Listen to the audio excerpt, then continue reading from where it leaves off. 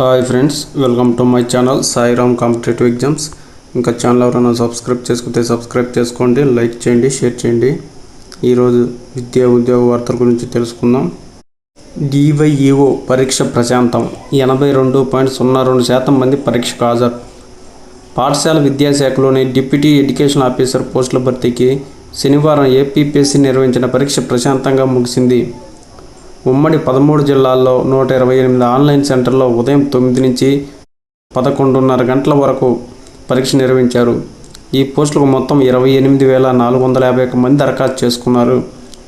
21,991 మంది hall ticket download చేసుకోగా 18,037 మంది online పరీక్షకు హాజరైనట్టు ఏపీపీఎస్సీ కార్యదర్శి తెలిపారు.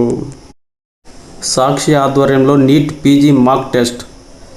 General medicine, radiology, paediatrics, dermatology, general surgery, gynaecology, orthopaedics, ophthalmology, psychiatry, అనస్థీషియాలతో మొదలైన స్పెషలైజేషన్లో వారి భవిష్యత్ కెరీర్లకు పునాది వేయడానికి ఔత్సాహిక వైద్యులకు నీట్ పీజీ చాలా కీలకమైన పరీక్ష.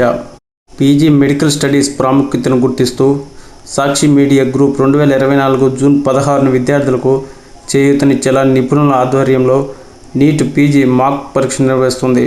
పరీక్షకు కొద్ది రోజుల ముందు వాస్తవ పరీక్ష లాంటి వాతావరణంలో జరిగే సాక్షి మాక్ టెస్టులు రాయడం ద్వారా విద్యార్థులు తమ ప్రిపరేషన్ స్థాయిని అంచనా వేసుకొని మరింత మెరుగుపరుచుకోవచ్చు.